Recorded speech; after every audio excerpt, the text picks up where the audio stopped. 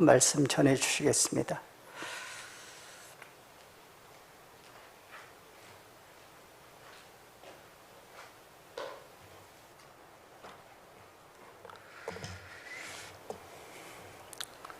기도하시겠습니다.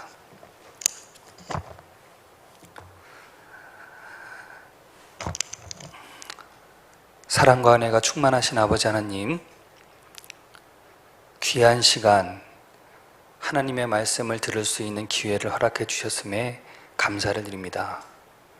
하나님 말씀에 귀 기울이게 하시고 하나님 말씀이 들려지는 시간이 되게 하여 주시옵소서.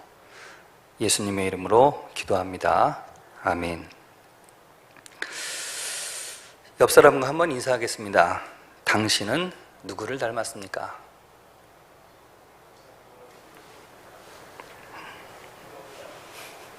대답 한번 해보실 수 있어요? 설교할 수 있는 좋은 기회와 좋은 자리를 허락해 주신 포럼 관계자 여러분들께 감사드리고, 특별히 우리 존경하는 이동석 목사님께 감사를 드립니다.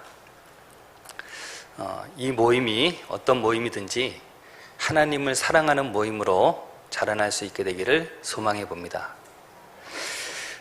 저는 딸을 셋 키웁니다. 작은 교회 목회자이고요. 공군에서 7년 동안 목회를 하다가 전역하게 되어서 개척을 인천 쪽에 하게 되었습니다. 딸을 셋 키우는데요, 깜짝깜짝 놀랄 때가 있어요. 왜 놀랄까요? 너무 나를 닮아서 놀랄 때가 있어요. 딸이 아빠 닮으면 잘 산다고는 하는데, 너무 날 닮을 모습을 보면 한편으로는 좋은 면도 있지만 한편으로는 마음 상할 때도 있어요. 왜냐하면 닮지 말아야 될 나의 모습까지 닮은 내 자식을 보면, 내가 정말 잘 살아야겠구나, 내가 정말 똑바로 살아야겠구나, 이런 생각이 마음 가운데 많이 듭니다. 자녀들이 부모를 닮는 것은 너무나 자연스러운 일이죠. 그렇죠. 닮지 말라 그래도 기가 막히게 닮아요. 외향적인 것뿐만이 아니라 내향적인 것까지도 너무나 잘 닮아가는 자녀들을 보면서 기쁠 때도 있지만 아플 때도 있는 것이 사실이에요. 근데 여러분, 우리가 이 문제를 고민하고 살지만 이 문제에 대한 특별한 해결 방법은 하나밖에 없는 것 같아요. 그게 뭐냐? 부모로서 우리가 열심히 하나님을 닮아가는 모습으로 살아가면 우리 자녀들도 하나님을 닮은 자녀들이 되지 않겠는가? 그죠? 내가 열심히 하나님을 닮아가는 사람으로 성장해 가면 우리 자녀들도 하나님을 닮고 싶어하는 존재들이 되어지지 않겠는가? 하나님은 실수가 없으신 분이시니 우리가 하나님의 형상을 잘 투영해서 반사해낼 수 있다면, 그런 존재가 되기 위해 우리가 애를 쓴다면 하나님이 얼마나 기뻐하시겠는가? 아마 그렇게 우리가 살기로 애를 쓴다면 하나님은 참으로 기뻐하실 겁니다. 근데 문제가 뭡니까? 우리가 그렇게 살지 못한다는 거죠. 우리가 하나님의 형상 닮지 못하는 것에 대한 안타까움을 갖지 않는다는 것이 오히려 더 큰 문제가 아닐까 생각해 봅니다. 사랑하는 성도 여러분, 오늘 저와 함께 말씀을 나누면서 하나님의 형상을 닮아보고자 애쓰는 여러분들이 되기를 소망해 봅니다. 오늘 말씀은 세금 논쟁으로 알려져 있어요. 세금 논쟁. 세금을 낼 거냐 말 거냐. 예수님은 과연 세금을 낼 거냐 말 거냐. 이런 문제. 오늘 17절 말씀 보면, 당신의 생각에는 어떠한지 우리에게 이르소서. 가이사에게 세금을 바치는 것이 옳으니까 옳지 아니하니까. 무슨 말이에요?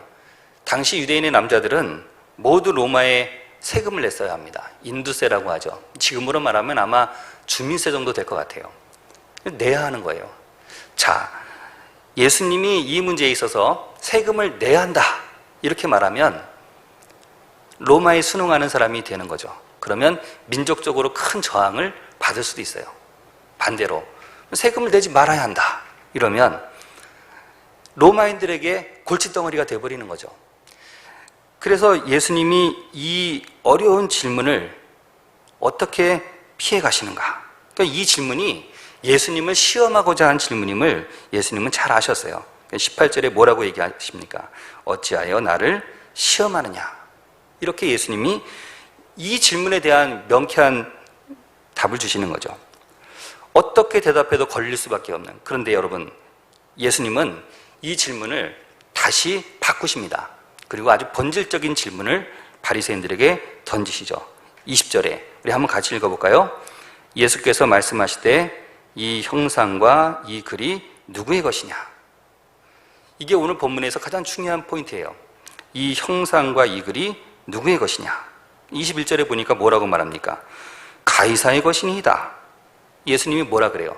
가이사의 것은 가이사에게, 하나님의 것은 하나님께 바치라. 그랬더니 22절에 이 말씀을 듣고 놀랍게 여겨 예수를 떠나가니라. 이렇게 말합니다. 오늘 가장 중요한 포인트는 20절이에요. 이 형상과 이 글이 누구의 것이냐? 이 형상, 히브리어로는 첼렘이라고 합니다. 이 첼렘, 이 형상이 과연 누구의 것이냐? 가이사의 첼렘이냐? 아니면 하나님의 첼렘이냐? 여기서 우리가 중요한 질문을 던져야 돼요. 그게 뭐냐면 뭐가 가이사의 것이냐는 거예요. 뭐가 가이사의 형상이냐는 거죠. 성경에 가이사라고 하는 단어는 29회 나옵니다. 대부분 직업을 의미해요. 하지만 때로는 하나님의 권세에 반하는 것이 가이사의 것이다 라고 말하는 성경의 본문도 있습니다. 그렇다면 오늘 말하는 가이사의 형상은 세상에 속한 것을 의미하는 거예요. 하나님과 반대되는, 어찌 보면 황제의 것일 수도 있고요, 세상에 속한 것일 수도 있고요, 하나님과 반하는 세상적인 모든 것, 그것을 가이사의 형상이다 이렇게 말할 수도 있습니다. 그럼 또 한 가지 질문이 생겨요. 뭐가 하나님의 형상이냔 말이에요. 무엇을 가지고 하나님의 형상이라 말할 수 있겠는가? 우리가 창세기 1장 21절에 가보면 이런 말씀이 나와요. 하나님이 자기 형상, 곧 하나님의 형상대로 사람을 창조하시되. 그럼 여러분, 무엇이 하나님의 형상인가? 라고 하는 질문에 우리는 뭐라고 대답할 수 있습니까? 우리 속에 하나님의 형상이 있습니다. 아멘? 아멘? 우리 속에 분명히 하나님의 형상이 있어요. 우리는 왜 지음받았냐? 하나님의 형상을 리플렉트, 그대로 반사해내고 투영해내도록 하나님이 우리를 창조해내셨다 그 말입니다. 그러니 여러분, 오늘 예수님은요 바리새인들에게 이렇게 묻고 계신 거예요. 너희들 속에 하나님의 형상이 있느냐? 바리새인들이 누구예요? 율법을 누구보다도 진지하게 받아들이고 열정적으로 하나님을 섬기던 사람들이에요. 정말 수많은 규칙들과 세부적인 사항들을 가지고 어떻게 하나님을 섬겨야 잘 섬기냐를 연구했던 사람들이 바리새인들입니다. 근데 예수님은 그들을 향해 뭐라고 말하냐면 외식하는 자들이라 이렇게 표현해요. 예수님은 바리새인들의 외식을 아셨던 겁니다. 무슨 말이에요? 겉으로는 하나님을 사랑한다고 하지만 그 마음 가운데에는 하나님을 사랑하는 마음이 떠나 있는 겁니다. 하나님을 향한 열심으로 살아간다라고 이야기하지만 그들의 마음 가운데는 이미 하나님을 향한 경외함을 잃어버린 겁니다. 마음이 떠나 있고 형식만 남아있는 사람들이 누구였냐면 바리새인들이었다 그 말이에요. 하나님의 이름을 부르지만 이미 하나님으로부터 멀어져 있는 존재들, 더 이상 하나님의 이름을 부르지만 그 속에서 하나님의 형상을 발견할 수 없었던 사람들, 그 사람들을 가리켜 바리새인이라.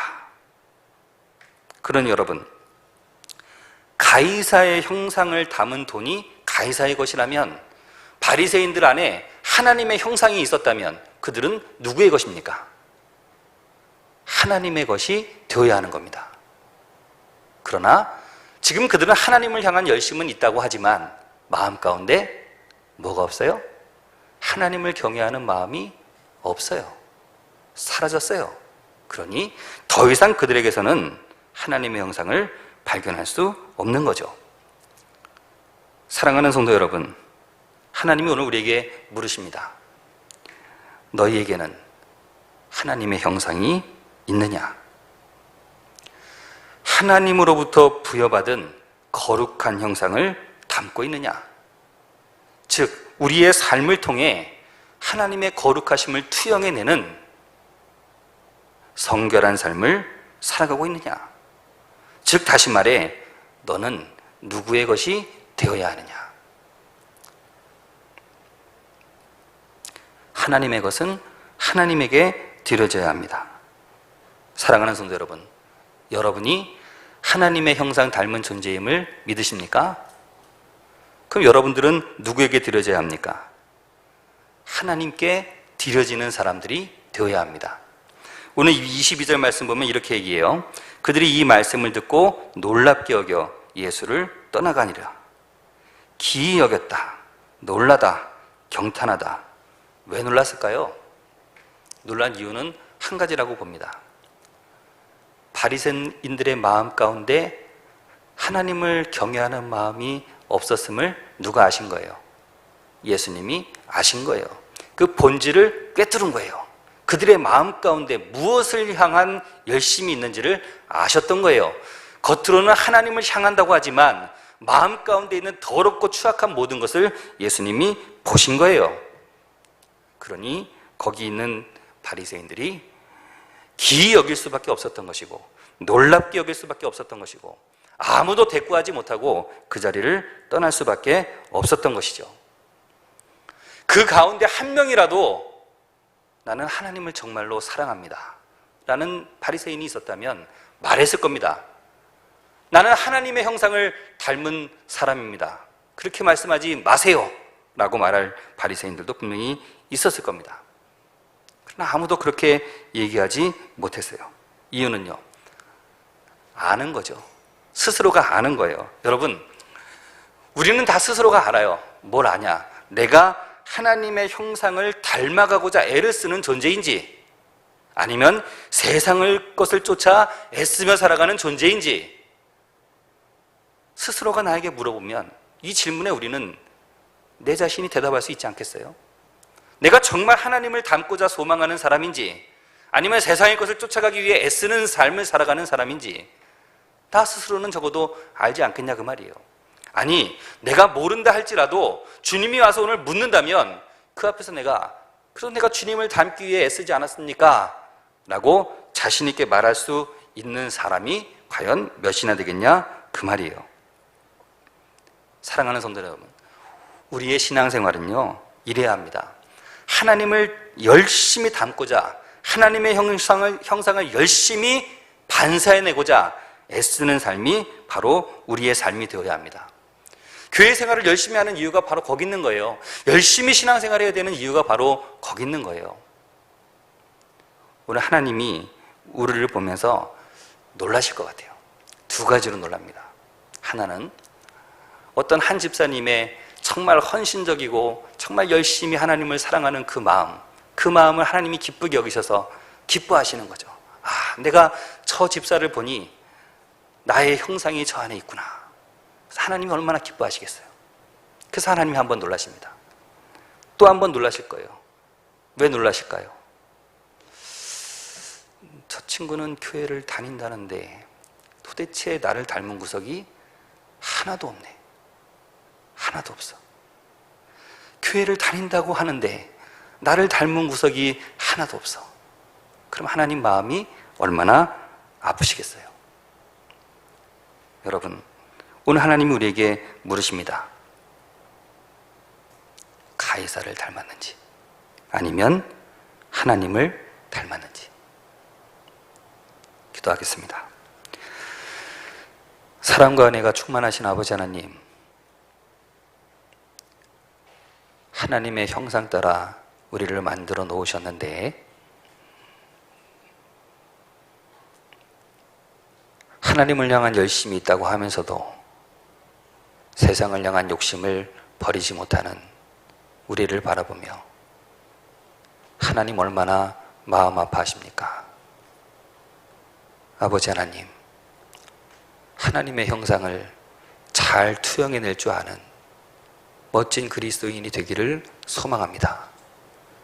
우리가 그렇게 성결하게 살기를 소망할 때 우리의 자녀들이 역시 하나님을 닮은 사람들이 될 수 있지 않겠습니까? 아버지 하나님, 결단하기를 원합니다. 하나님의 형상에 대한 충만하기를 날마다 다짐하고 결단하기를 원합니다. 그것이 우리의 믿음 생활이기를 원하고 그것이 우리의 신앙 생활이기를 소망합니다. 그렇게 살게 하여 주시옵소서. 예수님의 이름으로 기도합니다. 아멘.